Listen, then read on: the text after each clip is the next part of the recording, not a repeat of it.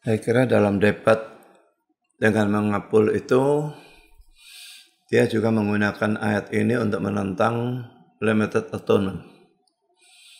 1 Timotius 2 ayat 6. Tetapi ayat ini dan juga ayat yang keempat itu oleh orang-orang yang Armenian seperti Stephen Liao itu bukan hanya digunakan untuk menentang limited atonement, tapi juga untuk menentang predestinasi. Jadi ayat 6-nya memang dipakai untuk menentang limited atonement, tapi ayat 4-nya itu digunakan untuk menentang predestinasi. Jadi saya akan bahas secara keseluruhan. Kita baca 1 Timotius 2 ayat 3-6.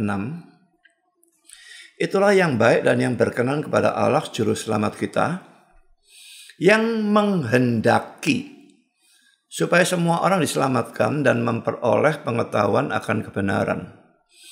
Karena Allah itu Esa dan Esa pula Dia yang menjadi pengantara antara Allah dan manusia, yaitu manusia Kristus Yesus, yang telah menyerahkan dirinya sebagai tebusan bagi semua manusia. Itu kesaksian pada waktu yang ditentukan. Saudara, setiap menghadapi teks seperti ini ya, yang seperti ini maupun 2 Petrus 3 ayat 9 itu akan saya bahas lain kali, di mana ada kata menghendaki, lalu ada kata semua orang atau semua manusia di sini. Maka kita mesti sangat berhati-hati. Dan saya lihat orang-orang Armenian tidak berhati-hati dalam hal itu. Sehingga akhirnya yang mereka ajarkan bukan universal atonement, tetapi universalisme. Karena saudara, kalau kata menghendaki dalam ayat 4 ini, dianggap kehendak Allah yang berdaulat, yang pasti terjadi.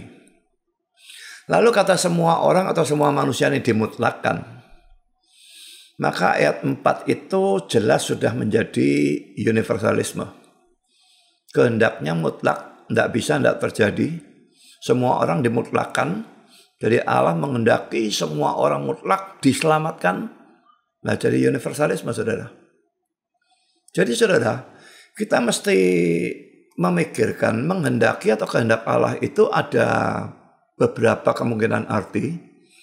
Demikian juga kata semua orang atau semua manusia harus diartikan sesuai dengan konteksnya.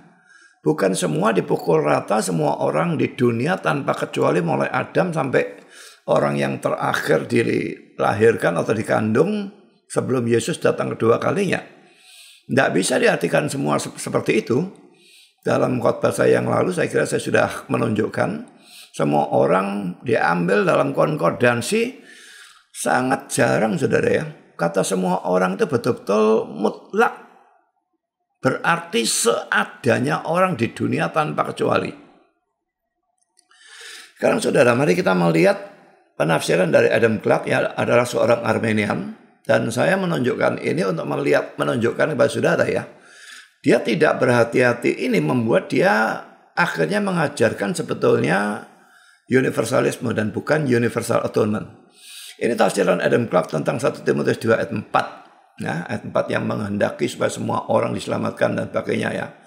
Dia berkata demikian, karena ia menghendaki keselamatan dari semua orang. Karena itu ia menghendaki bahwa semua orang harus didoakan. Menghadapi suatu pernyataan seperti itu, bagaimana jiwa Kristen manapun bisa menganggap bahwa Allah pernah secara tak bersyarat dan secara kekal menentukan binasa orang manapun. Saudara, jadi kalau di sini kehendak ini jelas-jelas diartikan oleh dia kehendak yang pasti terjadi ya. Karena ditabrakkan dengan predestinasi atau reprobation lebih tepatnya. Nah, kalau kehendaknya itu pasti terjadi, lalu nanti dia mutlakkan semua orang, ya jadinya bukan universal atonement, tapi ini jadi universalisme. Mari kita lihat kata-kata dia selanjutnya tentang 1 Timotius 2 ayat 6, di mana dia berkata demikian. Karena Allah adalah Allah dan Bapa dari semua orang, kurung buka, karena di sana hanya ada satu Allah, 1 Timotius 2 ayat 5, kurung tutup. Dan Yesus Kristus pengantara dari semua orang, maka ia menyerahkan dirinya sendiri sebagai tebusan bagi semua orang. Nah, sekarang perhatikan ya. Semua orang diartikan apa? Yaitu untuk semua orang yang Allah buat atau cipta. Dan karena itu untuk setiap jiwa manusia. Semua orang yang Allah buat atau cipta. Berarti ini mutlak tanpa kecuali. Yesus menyerahkan untuk semua orang. Yesus menebus semua orang tanpa kecuali. Ini memang universal atonement. Tapi mari kita baca terusnya. Kecuali kita menganggap bahwa ada jiwa-jiwa manusia tentang siapa Allah bukan penciptanya. Karena argumentasi dari sang rasul jelas adalah ini. 1, di sana ada satu Allah. 2, Allah ini adalah pencipta dari semua orang. 3, ia telah membuat wahyu atau penyataan dari kebaikannya kepada semua orang. 4, ia menghendaki semua orang diselamatkan dan datang pada pengetahuan tentang kebenaran. Dan 5, ia telah menyediakan seorang pengantara untuk semua orang yang telah menyerahkan dirinya sebagai tebusan untuk semua orang. Sama pastinya seperti Allah telah menciptakan semua orang. Demikian juga pastinya Yesus Kristus mati untuk semua orang. Ini adalah suatu kebenaran yang alam dan wahyu Allah nyatakan dengan tegas. Saudara, saya tidak mengerti Adam Clarke mendapatkan poin nomor 2 dan 3 itu dari mana ya. Karena teksnya sama sekali tidak mempersoalkan bahwa Allah adalah pencipta. Maupun bahwa Allah telah mewahyukan kebaikannya kepada semua orang. Ya, tapi inilah cara dia nafsir. Saya tidak ngerti bagaimana kok bisa loncat ke situ. Nah, sekarang saudara, kalau dia mengatakan Kristus Yesus itu mati untuk semua orang. Nah, dilihat di sini memang ini penebusan universal, bukan universalisme. Tapi dalam tafsiran dia tentang kata tebusan dalam 1 Timotius 2 ayat 6. Mari kita lihat ya, ini tafsiran dia. 1 Timotius 2 ayat 6. Kata lutron, kata Yunani itu ya, berarti suatu tebusan yang dibayarkan untuk penebusan dari seorang tawanan. Dan antilutron, kata yang digunakan di sini dan diterapkan pada kematian Kristus, berarti tebusan itu yang terdiri dari pertukaran satu orang dengan orang lain. Atau penebusan nyawa dengan nyawa. Jadi saudara, dia berkata kata tebusan yang digunakan dalam 1 Timotius 2 ayat 6 itu pertukaran satu orang dengan yang lain. Penebusan nyawa dengan nyawa. Berarti ya Yesusnya menggantikan kan. Mestinya orang itu yang mati lalu Yesus yang mati. Nah mestinya ya orang itu tidak jadi mati kan. Dia digantikan tempatnya oleh Yesus. Itu substitution yang kita juga percayai. Tapi saudara, kalau ini makna dari tebusan. Dan Yesus Kristus memberikan tebusan untuk semua orang. Ya, semua orang ditukar dengan Kristus kan. Semua nyawa dibayar dengan nyawa Kristus. Maka ini menjadi ajaran universalisme. Bukan menjadi ajaran universal atonement. Jadi di sini kita melihat ya. Ketidakhati-hatian dari banyak sekali orang Armenian atau yang tidak setuju dengan limited atonement. Dan mereka hantam kromo saja. Kristus mati untuk semua orang, Kristus mati untuk dunia. Dan dihantam saja itu semua dalam arti kata mutlak. Mereka padahal karena kekurangan hati-hatian itu tidak menyadari. Mereka bukan mendukung ajaran universal atonement. Tapi malah mendukung universalisme yang mereka sendiri anggap sebagai ajaran sesat. Karena universalisme berkata semua orang masuk surga akhirnya. Dan tidak ada orang yang waras yang percaya yang seperti itu. Karena Alkitab jelas mengatakan ada orang-orang masuk neraka. Bahkan banyak. Mayoritas mungkin. Sekarang saudara, saya lanjutkan dengan tafsiran Lansky yang juga adalah seorang Armenian. Dua-dua kehaluan keras ya. Menentang 5 poin Calvinisme semua ditolak. Tafsiran Lansky tentang 1 Timotius 2 ayat 4. Dia berkata demikian. Merupakan suatu tuduhan yang keras pada waktu dalam tafsirannya. Calvin berkata berkenaan dengan teks ini. Bahwa semua orang yang menggunakannya untuk menentang doktrinnya tentang predestinasi. Mutlak ada di bawah kendali dari halusinasi yang kekanak-kanakan. Memang Calvin mengatakan demikian. Ya, dan dia menyerang komentar Calvin ini. Bahwa Paulus memaksudkan bahwa tidak ada bangsa atau golongan orang dikeluarkan dari keselamatan. Jadi terus ini masih ajaran Calvin semua ya. Bahwa Paulus sedang berbicara hanya tentang bangsa-bangsa yang berbeda dari manusia dan bukan tentang individu-individu. Dan bahwa ia juga menginginkan golongan dari raja-raja dan penguasa-penguasa atau pembesar-pembesar dimasukkan. Jadi memang Pak Calvin mengatakan demikian ya. Jadi kalau ini digunakan untuk menentang doktrin predestinasi, dia anggap itu kekanak-kanakan, ayat 4 itu ya. Karena yang dimaksudkan dengan semua orang itu adalah orang-orang dari semua golongan di dunia. Jadi itu yang diartikan oleh Calvin, penafsiran dari Calvin. Nah, sekarang si Lenski tidak setuju itu, dia menyerang semua omongan Calvin ini. Ya, ini semua diserang. Dan diserangnya dengan kata-kata warna merah ini. Tetapi ini adalah suatu pernyataan universal dari kitab suci. Jadi menurut dia ini adalah suatu pernyataan universal dari kitab suci. Semua orang berarti ya semua orang secara mutlak. Saya lanjutkan. Kebenaran bahwa Allah menghendaki semua orang diselamatkan dikuatkan oleh fakta bahwa Kristus menyerahkan dirinya sendiri sebagai tebusan bagi semua orang, ayat 6. Laki-laki pasti dia mutlakan. Dan bahwa Allah menyediakan cara kasih karunia yang efektif. Perhatikan kata efektif. Dan keselamatan bagi semua orang. Bentuk pasif diselamatkan pasti tidak berarti diselamatkan oleh seseorang lain daripada Allah juru selamat kita. Pada waktu manusia menolak kehendak universal yang diberkati ini, yang juga mencakup mereka, Matius 23:37, kehendak yang berikut atau sesudahnya akan mengirimkan mereka pada penghakiman dan kehancuran atau neraka. Berarti mula-mula kehendak Allah itu ini ya. Tapi karena ditolak, akhirnya berubah. Jadi kehendak yang berikutnya atau sesudahnya akan mengirimkan mereka pada penghakiman dan kehancuran atau neraka. Matius 23 ayat 38, Markus 16 ayat 16. Bahwa Allah bisa mengubah kehendak. Kalau kehendak itu kehendak yang berdaulat, ini bagi saya sesuatu yang konyol. Saya lanjutkan saudara. Ahli-ahli dogmatik tidak membagi kehendak Allah ataupun menegaskan bahwa Allah mempunyai dua kehendak. Mereka hanya membagi objek yang ditangani oleh kehendak Allah seperti yang kitab suci sendiri lakukan. Sekarang saudara kita baca saja sepintas ayat-ayatnya dia ya. Matius 23, 37, 38 ini kan orang-orang itu menolak ya. Jadi sebetulnya mereka dicakup mau diselamatkan. Tapi karena mereka menolak, maka mereka akhirnya dihancurkan. Ini ayat 38-nya. Sekarang kita baca ya. Yerusalem, Yerusalem, engkau yang membunuh nabi-nabi dan melempari dengan batu orang-orang yang diutus kepadamu. Berkali-kali aku rindu mengumpulkan anak-anakmu sama seperti induk ayam mengumpulkan anak-anaknya di bawah sayapnya. Jadi kehendak Allah itu katanya dia mau mengumpulkan anak-anakmu seperti induk ayam mengumpulkan anak-anaknya di bawah sayapnya. Tetapi kamu tidak mau.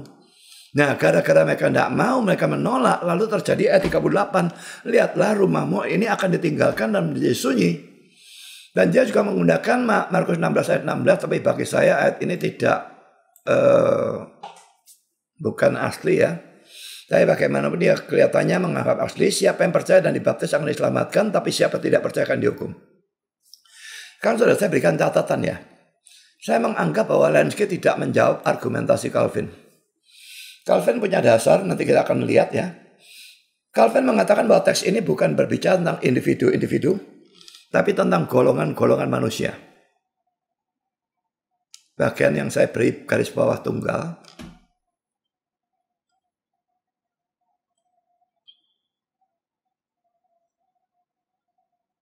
Oh, tidak di sini. Nanti sajalah ya. Nanti saya akan tunjukkan. Tetapi dia langsung menegaskan. Jadi si Lenski ini saya kira ini ya. Yang garis bawah tunggal ini yang biru ini ya. Jadi ini yang saya bicarakan tadi ya.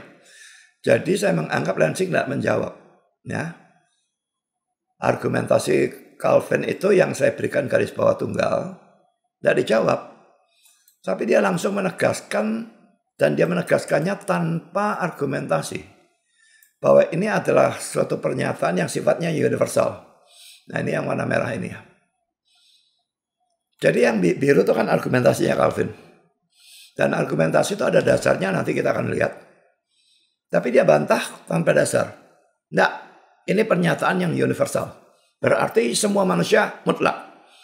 Nah bagaimana kalau debat hanya bantah, mirip-mirip sama si Mangapul Sagala, mengklaim saja, tapi tanpa argumentasi. Hal yang kedua, di bagian bawah dari kutipan Lenski di atas, ia menolak adanya dua kehendak Allah, tetapi menunjukkan bahwa Allah bisa mengubah kehendaknya yang ditolak oleh manusia itu. Dua kehendak ditolak. Ya, tapi Allah menghendaki ini, manusia tidak mau, Allah berubah kehendak. Nah kalau itu ya namanya dua juga sebetulnya kan. Nah sekarang yang ketiga, Lenski berkata, Allah menyediakan cara kasih karunia yang efektif dan keselamatan bagi semua orang. Nah kata efektif ini saya tekankan saudara ya. Lagi-lagi di sini kita melihat ya, ketidakhati-hatian dari orang yang Arminian. Maunya dia menolak predestinasi, maunya dia menekankan unlimited atonement atau universal atonement, tapi dengan kata-kata kasih karunia yang efektif dan menyelamatkan bagi semua orang. Kita bisa melihat bahwa kalau namanya efektif, itu pasti berhasil. Kalau tidak berhasil, ya namanya tidak efektif. Nah, kalau pasti berhasil, dan itu mencakup semua orang, dia mutlakkan. Ini tidak mendukung universal atonement. Ini mendukung universalisme, yang jelas-jelas merupakan ajaran sesat. Jadi saudara, setiap ada kata kehendak, lalu ada kata dunia. Atau ada kehendak, ada kata semua orang. Kita mesti hati-hati menghindari ajaran universalisme yang ditolak baik oleh Arminianisme maupun oleh Calvinisme. Jadi mesti mikir, kata kehendak ditafsirkan apa, kata semua orang ditafsirkan apa, supaya jangan menjadi universalisme. Tapi di sini kelihatannya para Arminian ini pokoknya menghantam Calvinis. Tidak taunya dalam dia menghantam Calvinis, dia sendiri tercebur dalam universalisme. Sekarang mari kita lanjutkan kata-kata Lenski tentang 1 Timotius 2 ayat 4. Fakta bahwa Allah juru selamat kita menghendaki semua orang diselamatkan dan sampai pada realisasi tentang kebenaran adalah alasan bahwa doa kita untuk semua orang adalah sangat bagus dan diterima atau diperkenan di hadapannya. Saudara, kalau saya berikan catatan lagi, kalau kata-kata semua orang diartikan seperti penafsiran Calvin tadi, yaitu semua golongan orang. Bukan semua orang mutlak ya. Tapi dari setiap golongan itu ada orang-orang yang diambil. Orang-orang pilihan dari semua golongan orang itu ya. Maka baik doa kita untuk semua orang maupun kehendak Allah untuk menyelamatkan semua orang harus diartikan sesuai dengan penafsiran itu. Bukan semua orang secara mutlak. Tapi diambil dari semua golongan orang. Ya, jadi sekarang mari kita sudah selesai melihat dua penafsir Arminian. Sekarang kita akan melihat pembahasan John Owen. Tapi sebelumnya, mari kita melihat lebih dulu konteks dari teks yang dibahas secara keseluruhan ya. Jadi perlu melihat konteksnya untuk tahu yang dimaksudkan dengan semua orang itu apa atau siapa. Karena orang biasanya baca hanya ayat 3 dan 4, 5 dan 6, atau hanya 4 dan 6. Padahal ini sebetulnya mesti dibaca mulai dari ayat 1 untuk tahu apa arti kata semua orang itu. Mari kita baca 1 Timotius 2, 1-6. Pertama-tama aku menasihatkan, naikkanlah permohonan, doa, syafaat, dan ucapan syukur untuk semua orang. Kata semua orang sudah muncul di sana.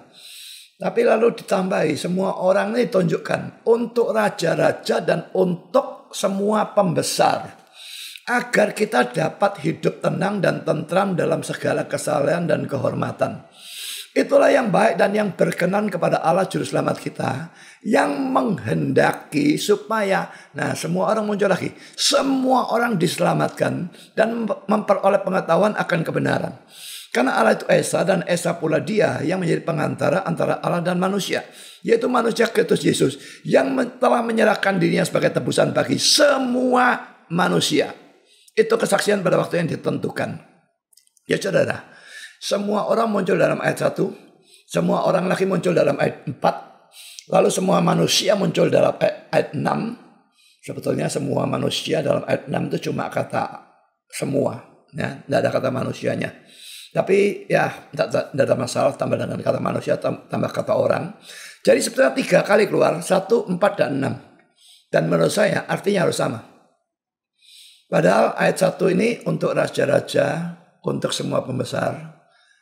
Makanya Calvin dan sebagainya mengatakan ini semua orang bukan mutlak, tapi golongan-golongan orang. Ya, jadi perhatikan ada 3 kali. Nah, sebetulnya untuk ayat 6 tidak ada kata orang atau manusia, tapi ayat 1 dan 4 memang ada. Nah, sekarang ada 2 hal yang dibahas oleh John Owen ya. Pertama, apa yang dimaksudkan oleh kehendak Allah di sini? Jadi ingat ya, kalau orang reform selalu sangat hati-hati menafsirkan kehendak Allah dan semua orang atau dunia, supaya jangan sampai menjadi universalisme. Dan terus terang memang ya, supaya bukan menjadi universal atonement. Karena itu memang bertentangan dengan sangat banyak argumentasi yang tidak bisa dijawab oleh orang-orang Armenian. Saya sudah jelaskan itu dalam waktu khotbah yang diberikan kepada saya dalam debat itu. Dan 8 poin itu saya tidak melihat sama sekali bahwa Mangapul Sagala bisa menjawab. Dan saya juga tidak percaya ada orang Armenian manapun bisa menjawab. Kalau 8 itu tidak bisa dijawab, padahal masih ada argumentasi yang lain, maka sudah pasti limited atonement itu benar. Dan kalau benar, tidak boleh kita menafsirkan kata kehendak Allah, kata dunia atau kata semua orang sampai nabrak itu. Jadi memang menyesuaikan supaya seluruh Alkitab itu harmonis, jangan bertabrakan. Kalau mereka bisa menjawab 8 argumentasi saya yang saya berikan dalam khotbah itu, maka boleh mereka mengarahkan pada universal atonement. Tapi mereka tidak bisa menjawab, tetap mengarahkan ke sana. Berarti mereka menabrak 8 argumentasi itu yang mereka tidak bisa jawab. Ini tidak masuk akal. Karena saudara, jadi dia menyoroti dulu apa yang dimaksud dengan kehendak Allah. John Owen mengatakan bahwa istilah kehendak Allah mempunyai 2 kemungkinan arti. Pertama, rencana Allah yang kekal, dan yang kedua perintah Allah. Sebetulnya tidak ada yang menganggap Allah punya 2 kehendak seperti yang dituduhkan oleh Lenski ya. Yang ada adalah kalau kata-kata kehendak Allah itu muncul, maka ada 2 kemungkinan arti. Sebetulnya ada 3 kemungkinan arti. Ya, ada arti ketiga yaitu hal yang kalau terjadi itu menyenangkan Allah. Maka itu seringkali disebut sebagai kehendak Allah. Saya akan menunjukkan dari file yang lain ya.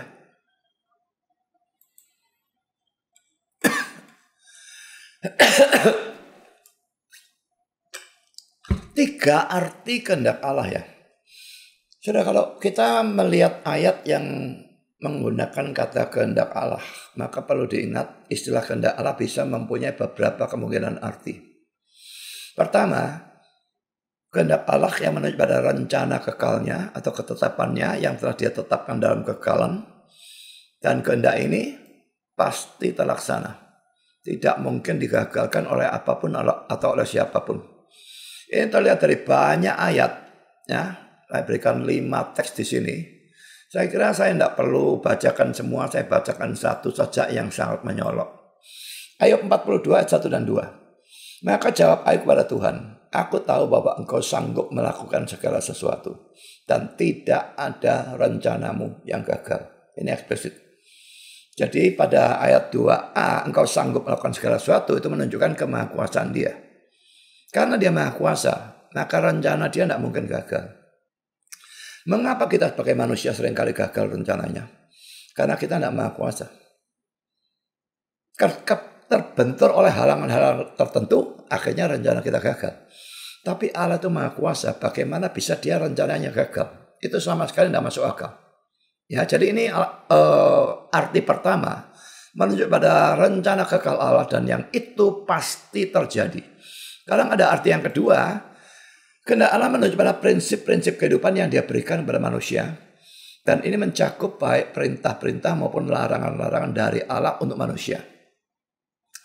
Sebagai contoh saudara, Yohanes 4 ayat 23. Tetapi saatnya akan datang dan sudah tiba sekarang, bahwa penyembah benar akan menyembah Allah dalam roh dan kebenaran.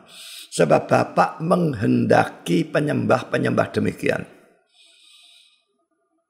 Tapi saudara, apakah orang semua memang menyembah Bapa dalam roh dan kebenaran? Itu kehendak Allah. Tapi apakah semua orang taat itu? Sangat banyak saudara. Sampai sekarang Yudaisme itu masih tetap penyembahan yang sifatnya daging.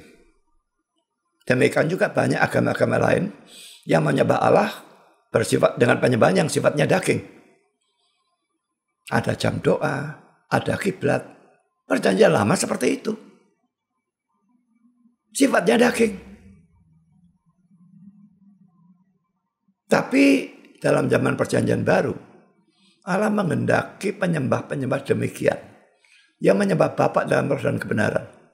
Apakah ini terjadi? Tidak. Ini kehendak Allah. Dalam arti Allah menghendaki memerintahkan itu.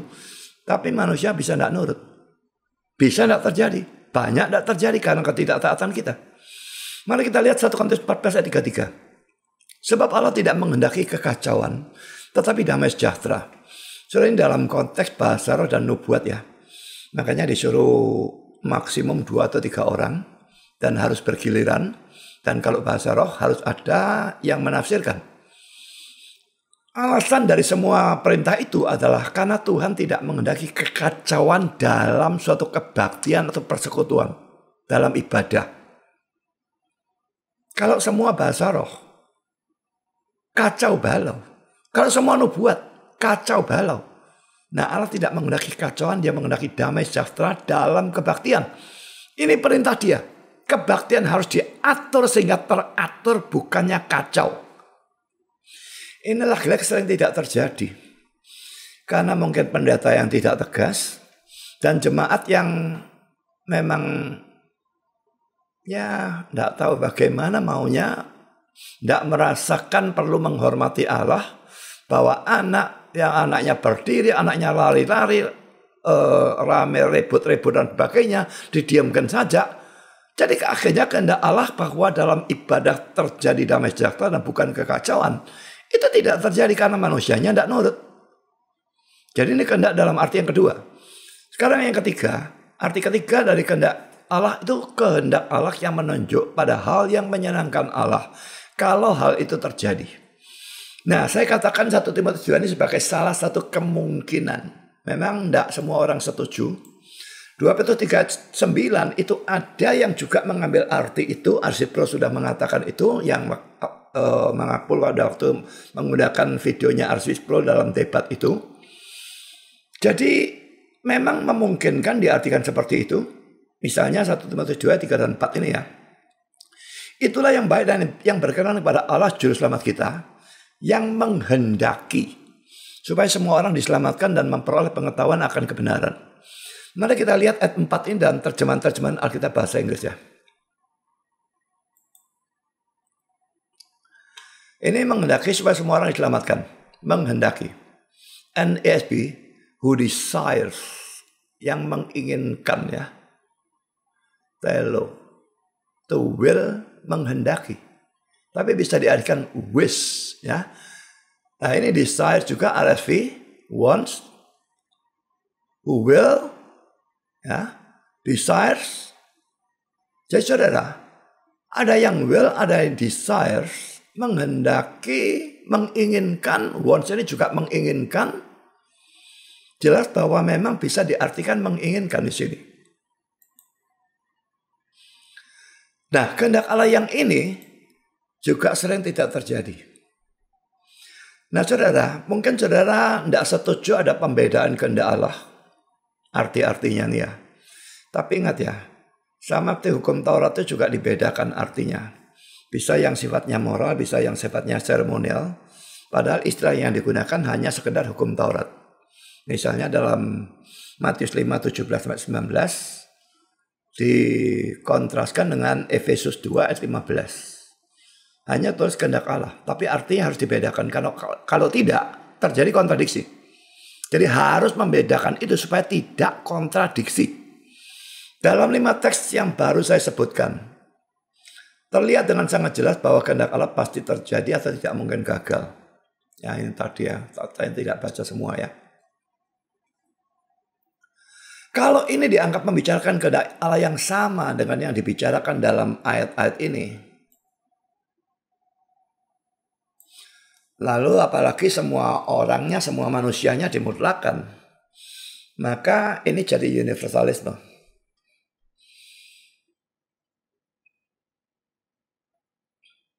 Karena itu semua orangnya mesti diartikan, kehendak Allahnya diartikan. Supaya jangan sampai kita menabrak ajaran sesat, menjadi ajaran sesat ini. Ya.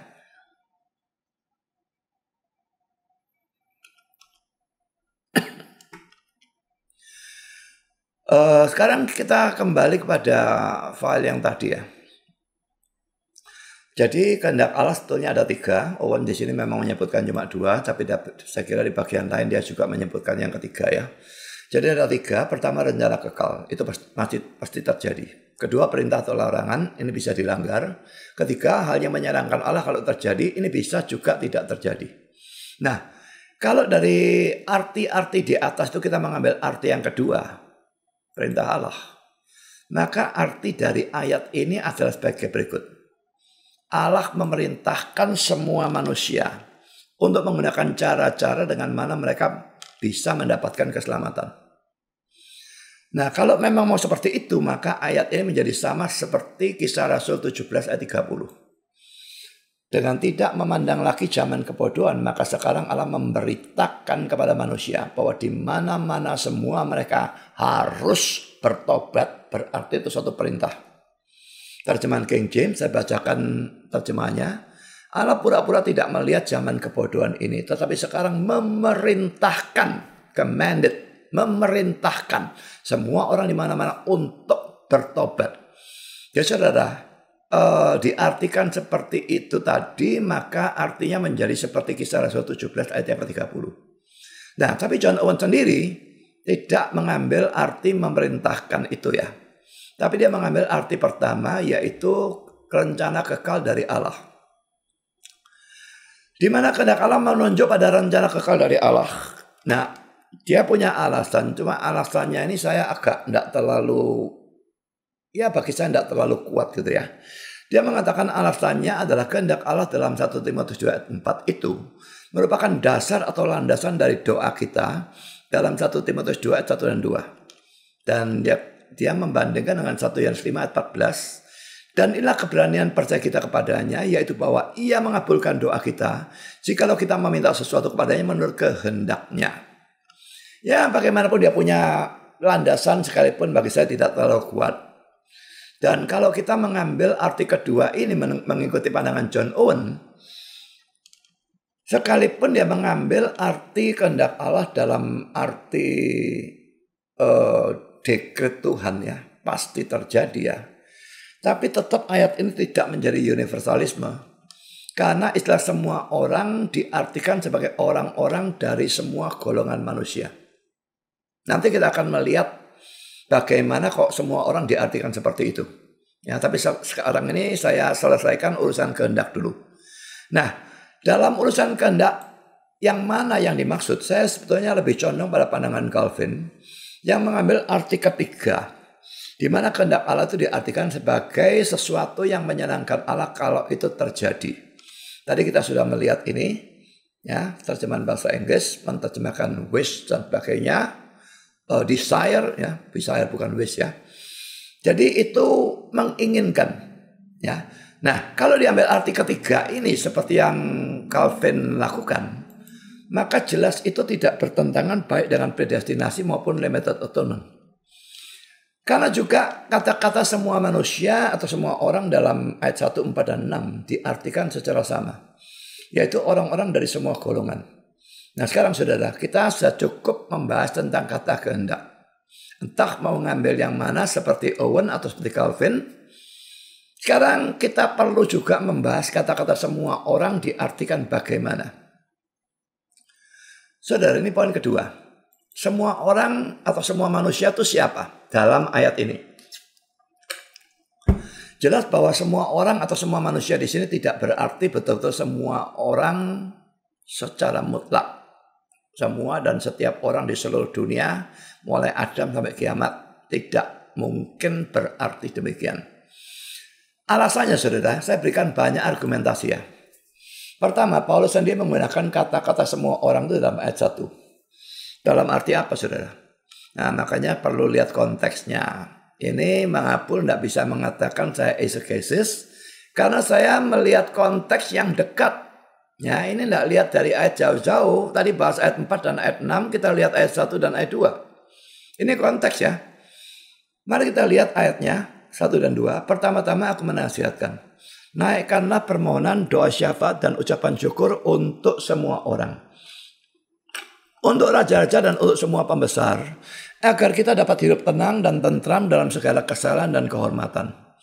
John Owen menyimpulkan dari sini bahwa yang dimaksud dengan semua orang adalah orang-orang dari semua jenis, kedudukan, kondisi, dan tingkatan. Karena setelah kata semua orang ini, perhatikan ini ya, saya blok ya. Lalu dia katakan, ini tadinya kan untuk semua orang, lalu dijelaskan untuk raja-raja dan untuk semua pembesar. Ini kan golongan-golongan orang. Dan Calvin juga menafsirkan secara sama, dia lebih memperjelas, ini kata-kata dia. Tentang 1 Timotius 4. Sang Rasul hanya memaksudkan bahwa di sana tidak ada bangsa atau ranking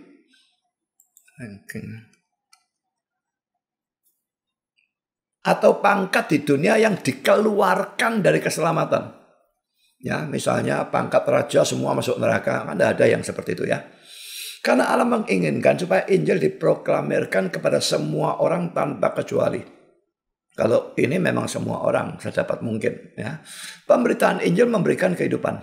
Dan karena itu ia secara benar menyimpulkan bahwa Allah mengundang semua orang secara sama untuk mengambil bagian dalam keselamatan. Tetapi pembicaraan sekarang ini berhubungan dengan semua golongan manusia. Dan bukan dengan pribadi-pribadi atau individu-individu. Karena satu-satunya objeknya adalah mencakup dalam bilangan atau jumlah ini pangeran-pangeran dan bangsa-bangsa asing.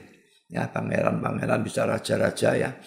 Bahwa Allah ingin doktrin keselamatan untuk dinikmati oleh mereka maupun oleh orang-orang lain. Adalah jelas dari teks yang sudah dikutip dan dari teks-teks lain yang sifatnya mirip. Jadi semua orang, raja-raja, semua pembesar. Di sini Paulus menyuruh berdoa bukan hanya untuk orang-orang yang baik kepada mereka, tapi juga pada raja dan pembesar.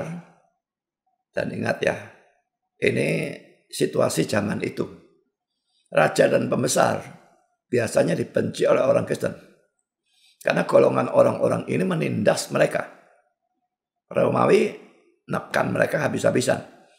Dan mengingat saat Israel dijajah oleh Romawi, maka jelas bahwa raja-raja dan pembesar-pembesar itu adalah orang-orang Romawi atau non-Yahudi. Jadi ini golongan-golongan yang dibenci tapi tetap disuruh mendoakan. Kafir, non-Yahudi, tetap harus mendoakan. Bandingkan dengan perintah Paulus untuk mendoakan penggede-penggede non-Yahudi ini dengan ayat ini. Yeremia 29 ayat 7. Yang berbunyi, usahakanlah kesejahteraan kota kemana kamu aku buang. Ini Israel dibuang dalam pembuangan Babilonia. Tapi mereka sudah dikasih perintah. Usahakanlah kesejahteraan kota Babel. Ya, kemana kamu aku buang. Dan berdoalah untuk kota itu. Suruh doa. Kafir suruh doakan. Sebab kesejahteraannya adalah kesejahteraanmu. Mereka dibuang ke negara itu sudah. Kalau negara itu kacau, mereka ikut kacau kan. Jadi suruh mengusahakan kesejahteraan kota, suruh berdoa untuk kota itu. Karena kesejahteraan mereka itu mempengaruhi kesejahteraan mereka sendiri, tidak bisa tidak. Sekarang Calvin lagi sudah tentang 1 Timotius ayat 5. Sebagaimana di sana ada satu Allah, pencipta dan Bapa dari semua orang. Demikian juga ia berkata bahwa di sana hanya ada satu pengantara, melalui siapa kita mendapatkan jalan masuk kepada Bapa. Dan bahwa pengantara ini diberikan bukan hanya bagi satu bangsa atau bagi sejumlah kecil orang-orang dari kedudukan tertentu, tetapi bagi semua. Karena buah dari korban dengan mana ia membuat penebusan untuk dosa-dosa diperluas kepada semua. Kalian perhatikan ini penekanannya ya. Istilah universal semua harus selalu dihubungkan dengan golongan-golongan manusia. Dan bukan kepada pribadi-pribadi, seakan-akan ia telah mengatakan bahwa bukan hanya orang-orang Yahudi, tetapi juga orang-orang non-Yahudi. Bukan hanya orang-orang dari kedudukan rendah, tetapi juga pangeran-pangeran ditebus oleh kematian Kristus. Jadi dia berkata kalau istilah universal semua muncul, harus selalu dihubungkan dengan golongan-golongan manusia. Bukan selalu secara mutlak tanpa kecuali. Sekarang saudara, argumentasi yang kedua. Jadi yang pertama tadi kita sudah melihat, kalau dilihat dari teksnya, semua orang itu memang bukan semua secara mutlak. Tapi ada golongan-golongan yang sudah dijelaskan dalam ayat 1 dan ayat 2 itu. Sekarang argumentasi kedua bahwa semua orang itu tidak mutlak. Ya, serangan boleh dikatakan ya. Kita diharuskan berdoa untuk semua orang. Kan ayatnya begitu kan. Harus berdoa untuk semua orang. Nah, Arminian mutlakkan itu. Padahal dari antara semua orang itu pasti ada orang-orang yang ditentukan untuk binasa. Yesus sendiri tidak berdoa untuk mereka. Bukan untuk dunia aku berdoa. Yohanes 17 ayat 9 dan ayat 20. Untuk orang lain yang sudah percaya dan yang akan percaya didoakan, dunia tidak. Jadi di antara semua orang itu ada orang-orang yang ditentukan binasa dan yang melakukan dosa yang membawa maut. Tentang siapa kita tidak diperintahkan untuk berdoa. Ini hebatnya pikirannya Owen ya, bisa mikir sampai ke sana ya. 1 Yohanes 5:16 ini berkata gini ya. Kalau ada seorang melihat saudaranya berbuat dosa, yaitu dosa yang tidak mendatangkan maut, hendaklah ia berdoa pada Allah.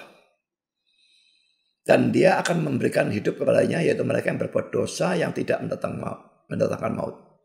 Ada dosa yang mendatangkan maut. Tentang itu tidak aku katakan bahwa ia harus berdoa. Saudara, mungkin sudah merasa aneh loh, bukankah semua dosa upahnya maut? Memang iya. Roma 6 ayat 23 ya. Tapi di sini maksudnya dosa yang tidak mendatangkan maut dan dosa yang mendatangkan maut adalah begini. Kalau dosa yang mendatangkan maut yang di sini ini, itu pasti.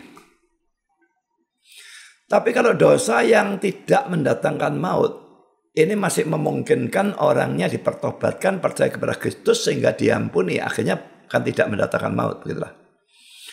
Jadi dosa yang mendatangkan maut ini menurut saya adalah sama seperti dosa menghujat Roh Kudus. Kalau ada orang yang betul-betul menghujat Roh Kudus, untuk apa mendoakan dia? Dia tidak mungkin diampuni kok. Jadi adanya orang-orang yang seperti ini tidak memungkinkan kita disuruh mendoakan semua orang tanpa kecuali, itu tidak memungkinkan. Lalu saudara, poin ketiga, semua orang yang diselamatkan pasti sama dengan dengan orang-orang yang memperoleh pengetahuan akan kebenaran. Padahal Alkitab jelas menunjukkan Tuhan tidak menghendaki supaya semua orang memperoleh pengetahuan tentang kebenaran. Supaya jelasnya kita baca ayat 4-nya sekali lagi ya. Yang menghendaki supaya semua orang diselamatkan. Bukan cuma itu, masih ditambahi. Dan memperoleh pengetahuan akan kebenaran. Nah pasti semua orang ini sama kan ya. Yang diselamatkan dan yang memperoleh pengetahuan akan kebenaran adalah semua orang yang sama ini kan. Padahal saudara, Allah tidak menghendaki semua orang memperoleh pengetahuan akan kebenaran, itu kan pasti. Kalaupun ayat-ayat ini tidak saya bacakan, itu fakta saudara. Dalam perjanjian lama, hukum Taurat itu ya seluruh PL diberikan hanya kepada Israel. Loh, kalau dia memang mau semua orang memperoleh pengetahuan tentang kebenaran, nah mesti diberikan kepada seluruh dunia. Tidak, diberikan hanya untuk Israel. Dan sampai sekarang pun Injil itu tersebar bagaimanapun, ada orang yang sampai mati banyak. Sampai mati tidak pernah mendengar Injil. Jadi bagaimana Tuhan menghendaki semua orang memperoleh pengetahuan tentang kebenaran. Dan lalu menghendakinya itu dimutlakan. Nah, tidak mungkin sudah. Faktanya Tuhan memang tidak menghendaki semua orang memperoleh pengetahuan tentang kebenaran. Mari kita lihat ayat ini untuk lebih kuatnya. Mazmur 147, 19-20. Ia memberitakan firman-Nya kepada Yakub, ketetapan-ketetapannya dan hukum-hukumnya pada Israel. Ini synonymous parallelism ya. Firman-Nya kepada Yakub, ketetapan-ketetapan dan hukum-hukumnya kepada Israel. Jadi yang dimaksud Yakub itu ya Israel. Lalu ayat 20, ia tidak berbuat demikian kepada segala bangsa. Nah ini dikontraskan dengan Israel. Israel dikasih, tapi dia tidak berbuat demikian kepada segala bangsa. Dan hukum-hukumnya tidak mereka kenal. Haleluya. Jadi saudara, jelas bahwa zaman PL memang seperti itu. Firman diberikan kepada Israel, tidak pada bangsa-bangsa lain. Bagaimana mau dikatakan Tuhan menghendaki semua orang mutlak memperoleh pengetahuan tentang kebenaran? Tabrakan ayat dengan ayat. Sekarang poin kedua, Kisah Rasul 14, 16, dan 30. Dalam zaman yang lampau, Allah membiarkan semua bangsa menurut jalannya masing-masing. Ayat 30. Dengan tidak memandang lagi zaman kebodohan, maka sekarang Allah memberitakan kepada manusia bahwa di mana-mana semua mereka harus bertobat. Sekarang diberitakan semua. Zaman kebodohan itu enggak dibiarkan. Jadi laki-laki di sini kita melihat sekarang dan dulu beda. Sekarang diberitakan, dulu tidak. Jadi bagaimana Allah menghendaki semua orang punya kebenaran? Enggak mungkin. Ayat ketiga, Kolose 1:26. Yaitu rahasia yang tersembunyi dari abad ke abad dan dari turun ke turunan, tapi yang sekarang dinyatakan kepada orang kudusnya. Dulu disembunyikan, baru sekarang dinyatakan. Berarti dulu tidak tahu orang-orang. Lalu kita lihat lagi poin keempat. Matius 11, 25-26. Pada waktu itu berkatalah Yesus, aku bersyukur kepadamu Bapa Tuhan langit dan bumi, karena semuanya itu engkau sembunyikan bagi orang bijak dan orang pandai. Tapi engkau nyatakan kepada orang kecil, ya Bapa itulah yang berkenan kepadamu. So jelas ayat ini ayat predestinasi ya. Ada orang-orang yang Tuhan memang sengaja sembunyikan. Injil tidak dikasih, orangnya tidak bisa percaya. Tapi ada orang-orang kepada siapa Allah menyatakan. Jelas tidak bisa diartikan Allah menghendaki semua orang punya pengetahuan tentang kebenaran. Dan poin yang kelima, Matius 13 ayat 10-17. Maka datanglah murid-muridnya kepadanya dan bertanya padanya, mengapa engkau berkata-kata kepada mereka dalam perumpamaan? Jawab Yesus, perhatikan, kepadamu diberi karunia untuk mengetahui rahasia kerajaan sorga. Tapi kepada mereka tidak. Dia menggunakan perumpamaan supaya mereka hanya terima perumpamaan, tidak ngerti artinya. Apa itu maksudnya Tuhan itu mau semua manusia ngerti kebenaran? Sudah tentu tidak. Saya kira ini tidak usah saya baca lanjutannya, sudah bisa baca sendiri. Ya. Jadi sudah jelas bahwa dari 5 ini, jelas bahwa Tuhan memang tidak menghendaki semua orang memperoleh pengetahuan tentang kebenaran. Jadi ayat 4 ini menghendaki semua orang diselamatkan dan memperoleh pengetahuan akan kebenaran. Ini tidak mungkin dia betul-betul menghendaki seperti itu, tidak memungkinkan. Ya, semua orangnya lalu dimutlakan. Berarti semua orang dimutlakan. Tuhan menghendaki memperoleh pengetahuan akan kebenaran itu mustahil.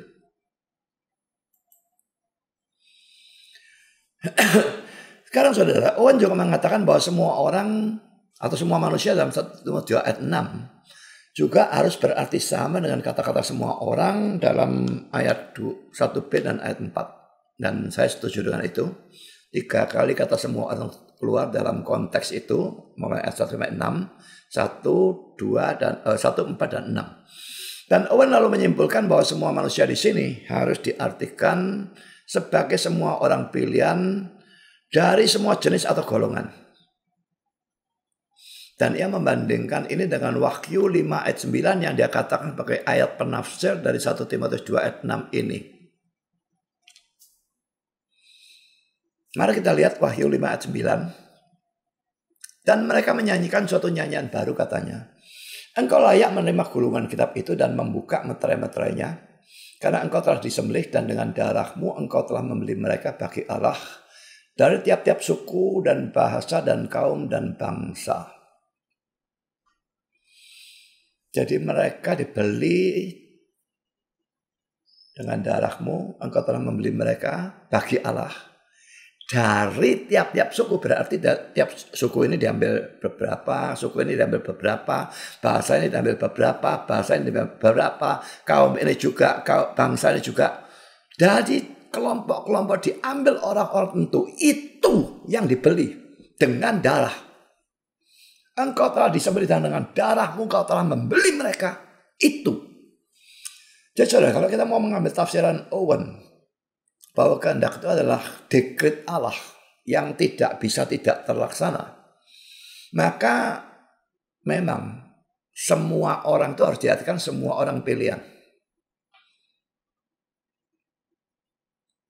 Kalau kita mengambil kata-kata dari penafsiran dari Calvin, di mana kehendak itu ya itu menyenangkan Allah kalau terjadi, maka semua orang itu mungkin bisa mencapai lebih banyak. Tapi tetap bukan semua orang mutlak.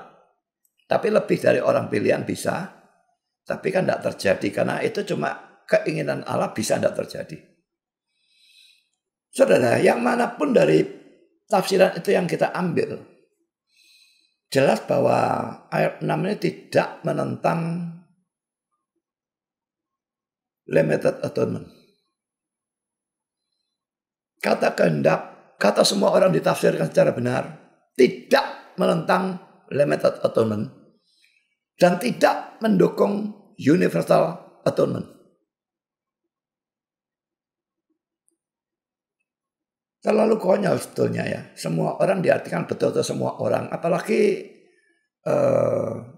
coba kita lihat ya.